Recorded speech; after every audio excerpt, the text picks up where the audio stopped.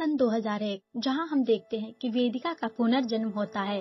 उसके पिता वहां के मेयर के यहाँ छोटी मोटी जॉब करते हैं और जो भी पैसे मिलते उसका शराब पी लेता। उस दिन भी वह दारू पीकर घर आता है तो उसकी पत्नी उस पर गुस्सा होते हुए कहती है, आप आज के दिन भी शराब पीकर घर आ गए, कब सुधरेंगे आप? आज मुझे आपकी बहुत जरूरत थी, हमारी बेटी हुई है पर आपको तो कोई फर्क ही नहीं पड़ता। प्रकाश गुस्सा होकर कहता है, हाँ तो और क्या करूँ, नाचूं? और तुम रुआब तो ऐसे दिखा रही हो जैसे बेटी नहीं मानो कोई परी आई हो। करुणा कहती है, हाँ मेरी बेटी परी ही है, तुम उसके चेहरे का तेज, आँखों में वह चमक नहीं देखते क्या?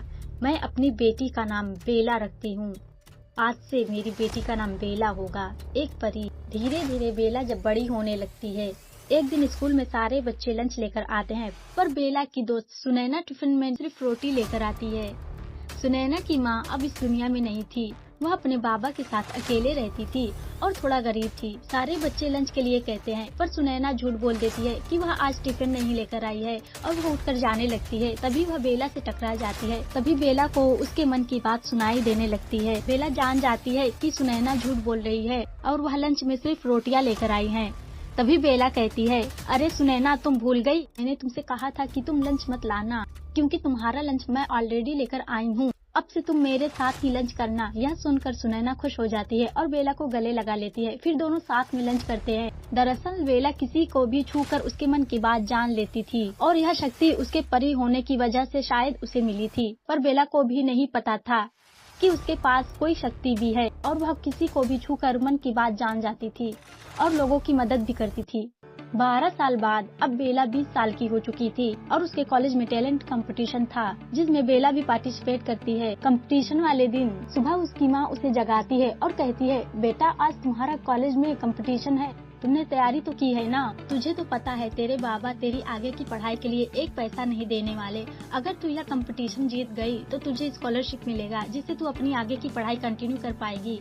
बेला कहती है, माँ यू डोंट वरी, मैंने पूरी तैयारी कर ली है। यह देखो माँ। बेला अपनी माँ को एक पेंटिंग दिखाती है जिसे बेला ने बनाया था। बेला ने एक परी और राक्षस की पेंटिंग बनाई थी। वह अपनी माँ से कहती है, यह देखो माँ, मैं कॉलेज में एक परी और राक्षस की कहानी सुनाऊंगी, मैंने एक बहुत अच्छी कहानी भी लिखी है। करुणा कहती है, पर एक परी और राक्षस की कहानी तुम्हारे दिमाग में आई कहाँ से? बेला कहती है, पता नहीं, बस अपने आप आ गई और आपको तो पता ही है कि मुझे बचपन से ही परी और राक्षस के सपने आते हैं। करुणा उसे प्यार से गले लगाती है और कहती है, all the best. Bela college आती है जहाँ सोफिया भी होती है। सोफिया वहाँ के मेयर की बेटी होती है जिसके यहाँ बेला के पिता काम करते हैं। यहाँ तक कि वह लोग उसके ही आउट हाउस में रहते हैं और सोफिया भी बेला की बचपन की दोस्त होती है। तभी वहाँ सोफिया का बॉयफ्रेंड समर भी आ जाता है और सोफिया से कहता है, बेबी तुम्हें पता है इस कंपटीशन का जज कौन है? सोफिया कहती है, कौन है? समर कहता है, ऑफ कोर्स मेरी मॉम, यही मौका है मेरी मॉम को इम्प्रेस करने का। समर सोफिया से इस कंपटीशन में पार्टिसिपेट करने के लिए कहता है पर सोफिया ने तो कुछ भी तैयार नहीं किया था। वह टेंशन में आ जाती है। तभी उसके दिमाग में एक आइडिया आता है और वह बेला की पेंटिंग और कहानी उससे ले लेती है।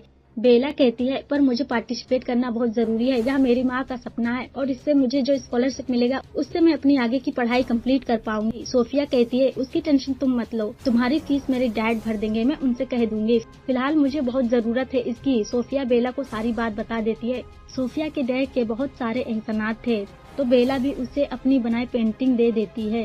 उधर समर की मॉम भी आ जाती है। दरअसल समर की मॉम कोई और नहीं बल्कि कलावती होती है।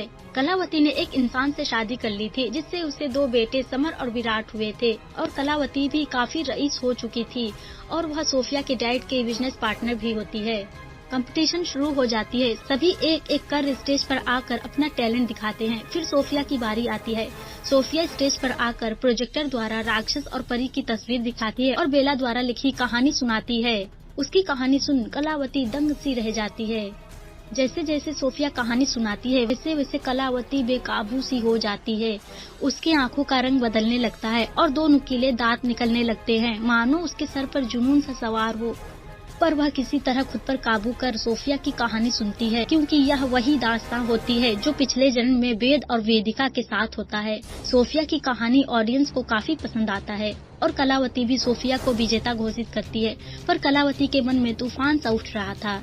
वह सोचती है कि यह सब इसे कैसे पता, इसे कैसे पता चल सकता है कि कुछ साल पहले मेरे भाई वीर के साथ क्या हुआ था?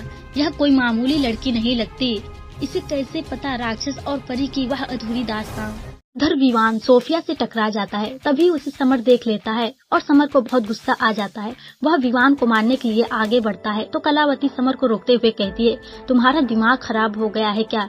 मत भूलो कि मेरे भाई आकाश ने मरने से पहले अपनी सारी प्रॉपर्टी विवान के नाम कर गया है, जिसपे हम ऐश कर रहे हैं, मजे कर रहे हैं। अगर विवान को कुछ हो गया तो सारी प्रॉपर्टी ट्रस्ट को चली जाएगी और हमें कुछ नहीं मिलेगा। तुम अपने गुस्से पर काबू करो। इतना कहकर कलावती वहाँ से चली जाती है, पर समर कहाँ मानने वाला था। रात के वक्त विवान कहीं जा रहा था, तभी समर और विराट वहाँ आ जाते हैं। वे विवान को खूब मारते हैं। विवान बेचारा दर्द से बेहाल बस अपने भाइयों से माफी की भीख मांगता है, पर थे तो वे राक्षस, उन्हें कहाँ रहम आने वाला था। वह विवान को खूब मारते हैं और वहाँ से चले जाते हैं। दरअसल समर और विराट विवान से बहुत नफरत करते थे और उसे डराते धमकाते रहते थे और उसके साथ मारपीट करते रहते। विवान अपने भाइयों से डरा सहमा सा रहता था और अपनी बुआ कलावती की खूब रिस्पेक्ट करता था। कलावती ने अपने दोनों बेटों को अपनी तरह राक्षस बना कर रखा था, पर विवान को एक आम और कमजोर इंसान। विवान को जरा भी अंदाजा नहीं होता है कि वह अपने पिता आकाश की तरह एक शक्तिशाली राक्षस है। अगले दिन समर का बर्थडे होता है तो कलावती एक ग्रैंड पार्टी अरेंज करती है और समर से सोफिया के बारे में पूछती है। समर भी सोफिया और अपने बारे में सब कलावती को बता देता है। कलावती शैतानी मुस्कुराहट के साथ सोफिया को भी पार्टी में इनवाइट करने के लिए कहती है। कलावती को सोफिया पर शक हो जाता है और वह बहुत क्यूरियस थी सोफिया के बारे में जानने के लिए। सोफिया बेला को भी अपने साथ पार्टी में चलने के लिए कहती है, पर बेला मना कर देती है क्योंकि उसे अमीरों के इन पार्टियों में कोई इंटरेस्ट नहीं था। पर सोफिया कहती है, प्लीज बेला चलो ना, एक्चुअली समर की मॉम मुझसे मिलने के लिए एक्साइटेड हैं। अगर मैं उनसे मिली और उन्होंने उस कहानी के बारे में कुछ पूछ लिया तो मैं क्या करूँगी? मुझे कुछ भी पता नहीं है। तुम रहोगी तो मेरी हेल्प करोगी, चलो ना बेला। सोफिया के इतना इंसिस्ट करने पर बेला मान जाती है और पार्टी में चली जाती है। पार्टी में विवान सोफिया को बड़े प्यार से देखता है। दरअसल विवान भी सोफिया को पसंद करता है। तभी बेला विवान से टकरा जाती है।